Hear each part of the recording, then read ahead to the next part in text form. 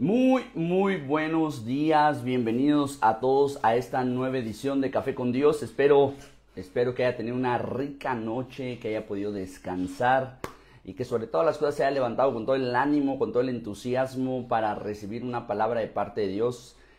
A lo mejor ahorita se encuentra preparando su café o preparándose para trabajar, pero conéctese con la palabra de Dios. Sé que Dios hoy nos va a hablar algo maravilloso. Vamos a orar y vamos a encomendar esta reunión a la palabra de Dios. Padre Celestial, te damos tantas gracias por tu presencia, por tu gran amor, Padre Dios. Deseamos con todo nuestro corazón que tu palabra penetre a nuestras almas, nuestros corazones, que seamos transformados por el poder de la misma. En este momento, Padre Celestial, pido tu presencia en medio de nosotros, que tu favor, tu gracia venga, hable a nuestros corazones, que seamos transformados por el poder de tu palabra, que seamos transformados por la palabra de vida, que penetre en nuestros corazones, que se cimente, Padre Celestial, y que podamos ver los cielos abiertos. Hoy pido, Padre Celestial, que tu presencia nos acompañe, que tu presencia esté con nosotros, que nos ayudes, nos direcciones, Padre Celestial, y que tu palabra sea una lámpara a nuestros pies. Bendecimos, Padre Dios, a todas las personas que se conectan, las que se habrán de conectar, pero también oramos por todos los enfermos que están pasando por diversas necesidades de salud, que en este momento tú traigas sobre ellos sanidad, que tú traigas favor, gracia, tu presencia esté con ellos y sobre todo traigas sanidad en el poderoso nombre de Jesús. Declaramos sanidad a todo aquel que está pasando por una enfermedad en el poderoso nombre de Jesús. Amén y amén. Muy buenos días a todos. Anoche tuvimos una reunión de noches con el Espíritu Santo. En lo particular, yo me vine muy tocado por la presencia de Dios. Espero que usted también. Y que hayamos podido entender. Yo le recomiendo que vaya a nuestros canales de Iglesia BN3, YouTube, Spotify, y que pueda escuchar esa palabra. Es una palabra muy reveladora, una palabra que va a traer sobre tu vida un descanso impresionante. Cuando la unción baja de la cabeza, dice la Biblia, ahí envía Dios bendición y vida eterna. Así es que es necesario que nosotros podamos tener un entendimiento y que la unción baje desde nuestra cabeza y llegue hasta nuestros pies para poder conquistar. Ahí Dios enviará bendición y ahí Dios enviará vida eterna. Y continuamos con esta serie, Fe y la superación de la adversidad, de Café con Dios, esta serie tan maravillosa que nos ha estado hablando un excelente tiempo, nos ha estado Dios dando palabra. Y bueno, vamos a entrar directamente en la materia. Y hoy vamos a hablar de un hombre que se llama Isaías, fe que ve más allá de la crisis. Y estamos viviendo en tiempos de una crisis política, de una crisis económica y de una crisis social que de verdad ha generado desánimo e incertidumbre en aquellos que estamos atentos a las noticias del día a día. La verdad de las cosas, ayer hablaba con uno de mis discípulos y le decía, me levanté viendo noticias, le digo, y de verdad sentí que el mundo se está yendo por la borda, como decían antes, se está realmente contrastando muchas cosas. Hay una violencia social, una violencia política, una violencia económica. Y yo le decía, ayer al leer las noticias del día sentí por un momento que el mundo estaba totalmente perdido. Y muchas veces las noticias que estamos hablando, esas crisis políticas, esa crisis económica, esa crisis social, está generando desánimo e incertidumbre en nuestro entorno. Isaías fue llamado en un contexto de crisis nacional. Un rey había muerto, el pueblo se había alejado de Dios y la esperanza parecía apagada. Sin embargo, en medio de ese panorama tan crítico que se enfrentaba en esos tiempos, Isaías tuvo la visión de un Dios soberano, tuvo la visión de un Dios eterno y la fe para levantarse. Y esto nos enseña que al levantar nosotros la mirada más allá de la crisis y ver a Dios que gobierna por encima de todo, nos va a llevar a entrar en dimensiones de la eternidad y dimensiones de su gloria. Es por eso que es importante el tema de hoy, que se llama fe que ve o mira más allá de la crisis, porque podemos estar viendo crisis que estamos viviendo en nuestra familia, en nuestro hogar, con nuestros hijos, en nuestro entorno. Hay una crisis en nuestro alrededor y la verdad de las cosas podemos ver que esa crisis va a ser superada cuando nuestra fe brinca más allá de la crisis y podemos ver a un Dios eterno que no ha perdido el control ni lo perderá. Punto número 1, la fe comienza con una visión de Dios. Isaías entendió que aunque los reyes mueren, Dios sigue reinando. Isaías 6, verso 1 dice lo siguiente: en el año que murió el rey Usías, vi yo al Señor sentado en su trono, alto y sublime, y sus faldas llenaban el templo. Una de las cosas que este texto quiere decir, hay mucho significado en el contexto, porque no solamente estaba muriendo el rey, era familiar directo, se habla de que eran primos, Isaías y el rey Usías. Pero no solamente eran primos, sino que eran los mejores amigos. Entonces, no solamente se me está muriendo un familiar, no solamente se me está muriendo un rey, se me está muriendo mi mejor amigo y se está muriendo en el tiempo de mayor crisis nacional que hay. Ese es un golpe para la moral de un hombre. Ese es un golpe para alguien que tiene sueños en Dios. Ese es un golpe para alguien que tenía muchas esperanzas, tenía ese privilegio, tenía ese gozo de que su mejor amigo no solamente era su mejor amigo, era su primo, no solamente era su primo, era su rey. Y de repente sabías que estando cerca de esa persona ibas a encontrar favores humanos, ibas a encontrar la benevolencia de un rey. ¿Quién no quisiera tener la benevolencia de un rey, de un gobernador, de un alcalde, de un presidente de la república? ¿Quién no quisiéramos tener esa benevolencia? Ese día se murió no solamente el rey, también se murieron sueños, también se murieron ilusiones, también se murieron proyectos en la vida de Isaías. Pero en el año, él está diciendo, en ese año de peor crisis en mi vida, yo miré al Señor sentado en su trono y sus faldas cubrían el templo. Y esto nos habla de que no podemos poner nuestra esperanza en sistemas humanos, que tenemos que poner nuestra esperanza y nuestra fe en un rey eterno. Por eso Salmo 103, verso 19 dice lo siguiente: Jehová estableció en los cielos su trono y su reinado es sobre todos los hombres. La crisis pasa, pero el trono de Dios permanece. Por eso me encanta lo que dice Isaías 45, verso 22. Mirad a mí y sed salvos todos los términos de la tierra, porque yo soy Dios y no hay más. Y es aquí donde nosotros tenemos que entender que cuando yo tengo mis ojos puestos en los sistemas humanos, sistemas financieros humanos, sistemas políticos humanos, sistemas sociales humanos, voy a encontrarme completamente con gente finita que tarde o temprano va a cambiar su carácter, va a cambiar su visión, va a cambiar su ánimo o van a cambiar de plano y van a pasar a la eternidad. Y yo me voy a quedar solo porque mi esperanza la puse ahí. Por eso la palabra del Señor dice: maldito el hombre que confía en el hombre y quitó su confianza de Dios. No está mal confiar en los hombres, pero no ponerlos por encima de Dios. Entonces la fe se fortalece cuando levantas tu mirada al cielo por encima de tu crisis y puedes ver que Dios sigue ahí. Él no ha perdido el control, Él sigue sentado en su trono. Sus faldas cubren tu casa, sus faldas cubren a tus hijos, las faldas de su manto cubren toda tu familia, todos tus proyectos, pero es necesario que tú puedas voltear al cielo y mirar cómo Dios está sentado en su trono y no ha perdido el control a pesar de la crisis que está viviendo. Punto número 2, la fe reconoce la necesidad de la purificación. Antes de ser enviado, Isaías necesitó pasar por un proceso de reconocimiento personal, de saber quién era en realidad y saber que necesitaba provocarse un cambio en su vida para poder ser usado por Dios. Isaías 6, verso del 5 al 7, dice lo siguiente: ay de mí, que soy muerto, porque siendo hombre inmundo de labios y habitando en medio de pueblo que tiene labios inmundos, han visto mis ojos al Rey, Jehová de los ejércitos.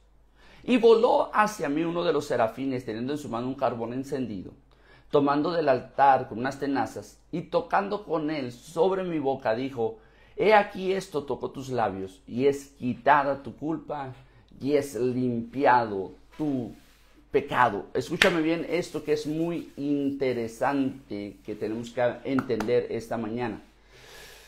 Una de las cosas que Dios usa mucho o uno de los escalones que Dios usa preferentemente para usar un hombre es el reconocimiento. Es muy diferente cuando descubres a alguien en pecado a cuando ese hombre confiesa su pecado. Cuando te descubren, pues te descubrieron, ¿qué haces? Te agarraron con las manos en la masa, ¿no?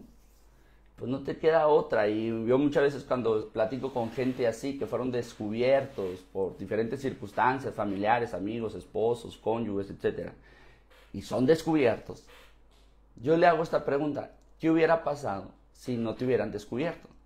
Y reconocen, la mayoría reconocen, que seguirían cometiendo ese pecado. Porque lo descubrieron. Si no lo hubieran descubierto, no pasa nada. Pero hay otros que vienen y confiesan. Y esos, tú no sabes el poder que he visto de la mano de Dios cuando alguien confiesa su pecado, lo expone su pecado y dice: necesito ayuda. Y esa persona pasa a niveles de bendición impresionantes.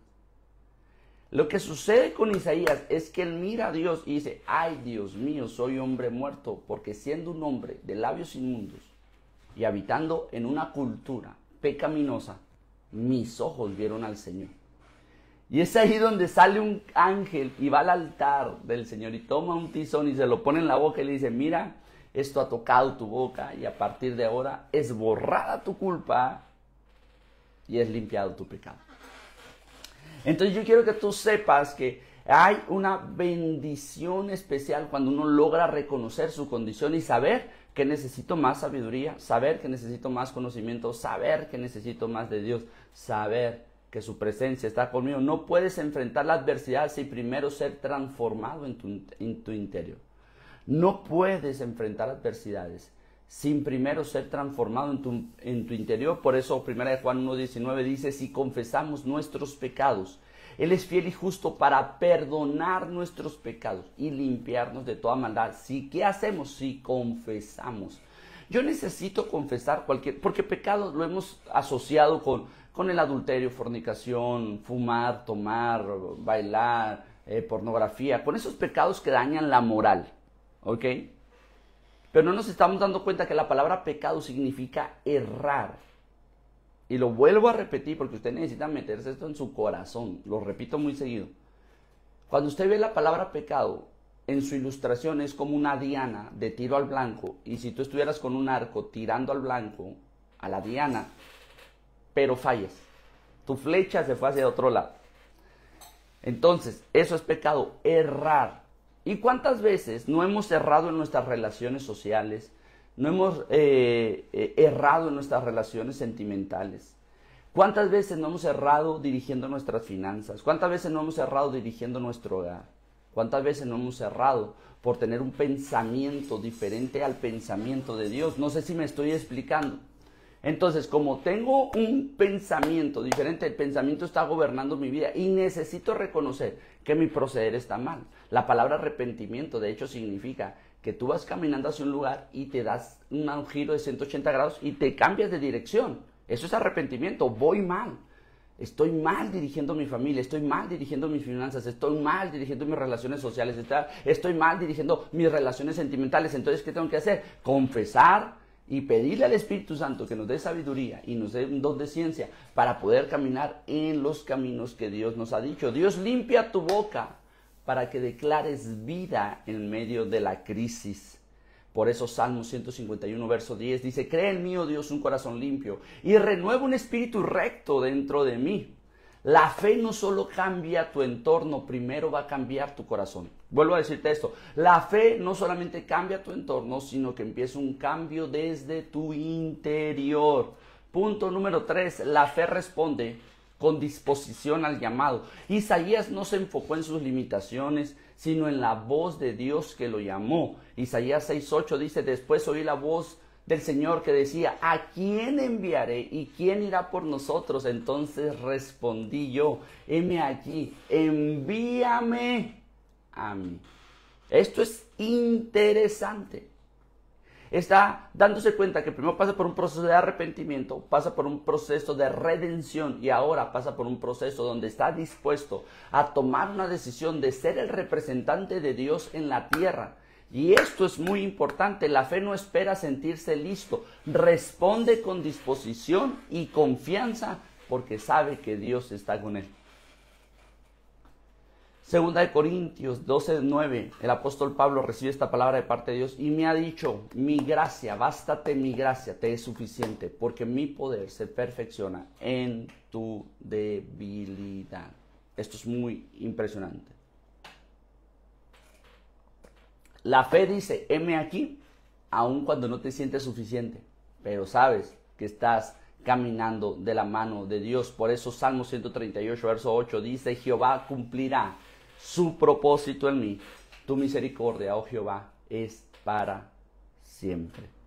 La verdadera fe se activa cuando dices sí al llamado de Dios. Punto número 4. La fe proclama esperanza en medio del dolor.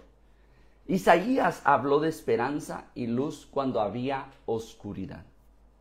Isaías 9, verso 2, él empieza a hablar. Isaías, ya viendo sus ojos lo eterno, y dice, el pueblo que andaba en tinieblas vio gran luz. Los que moraban en tierra de sombra de muerte, luz resplandeció sobre ellos. Isaías empieza a tener un panorama que saca sus ojos de la crisis.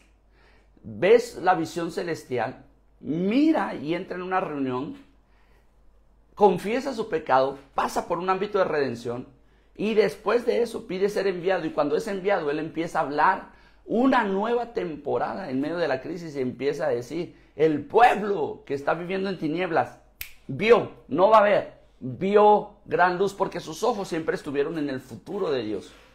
Proclama vida y esperanza aunque a tu alrededor parezca perdido.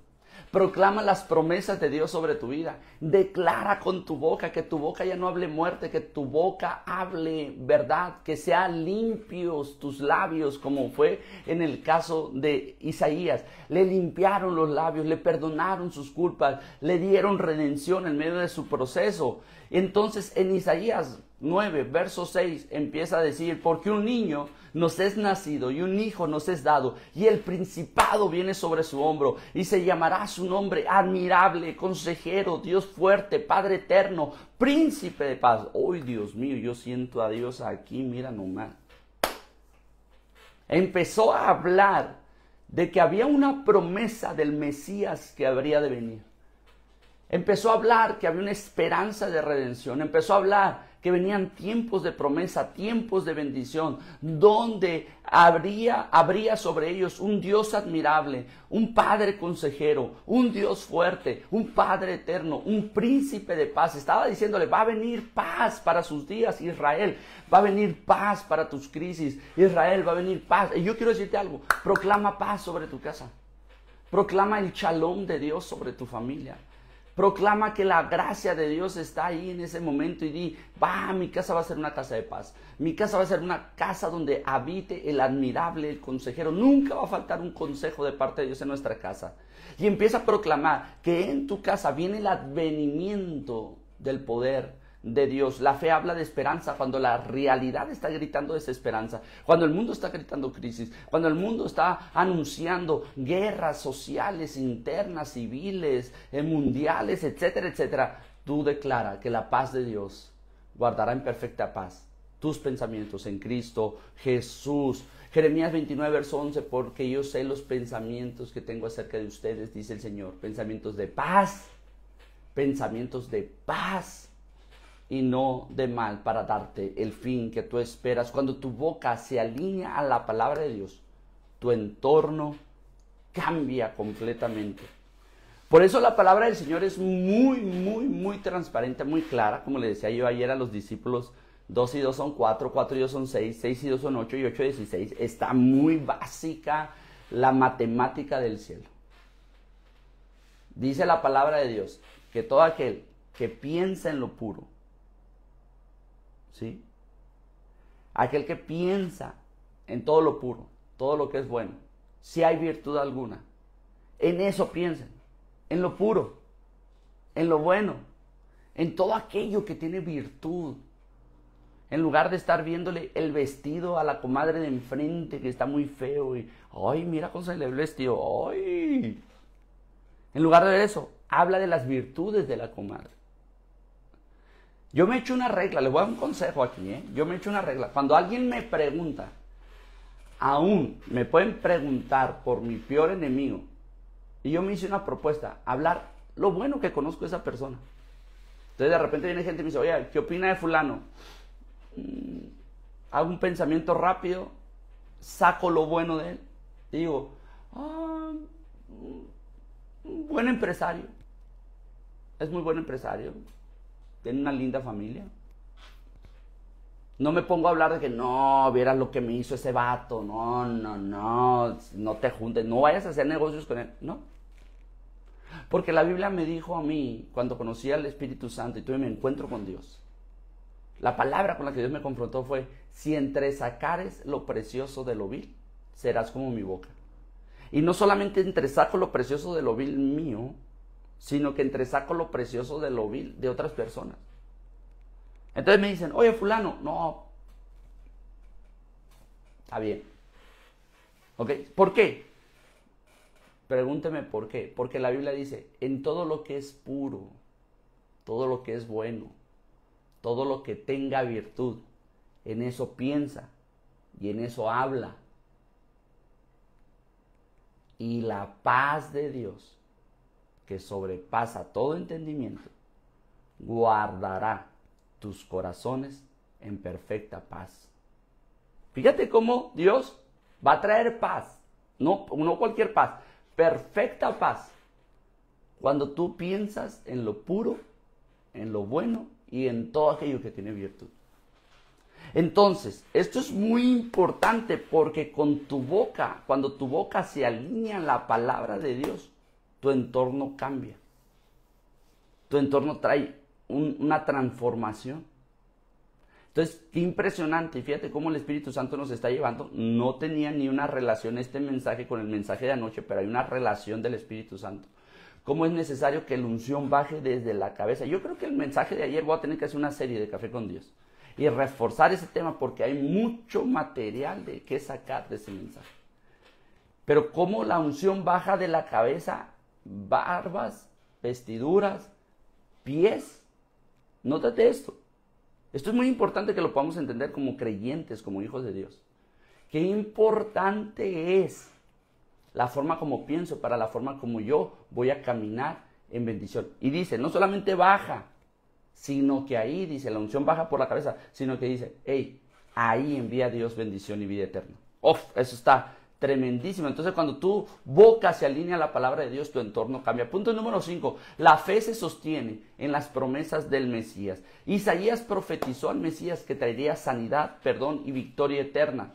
Isaías 53, verso 4 dice, ciertamente Él llevó nuestras enfermedades y sufrió nuestros dolores. En Cristo tienes la seguridad de que tu adversidad no es el final, sino el inicio de una vida abundante. Isaías 53, verso 5, mas Él herido fue por nuestras rebeliones, molido por nuestros pecados, el castigo de nuestra paz fue sobre Él, y por su llaga fuimos, no seremos, fuimos, no seremos, fuimos nosotros curados. La cruz es la evidencia de que la fe nunca será en vano. Por eso Hebreos capítulo 13, verso 8 termina diciendo, Jesucristo es el mismo de ayer, el de hoy y por los siglos. Entonces el futuro se vuelve seguro cuando está cimentado en las promesas de Cristo.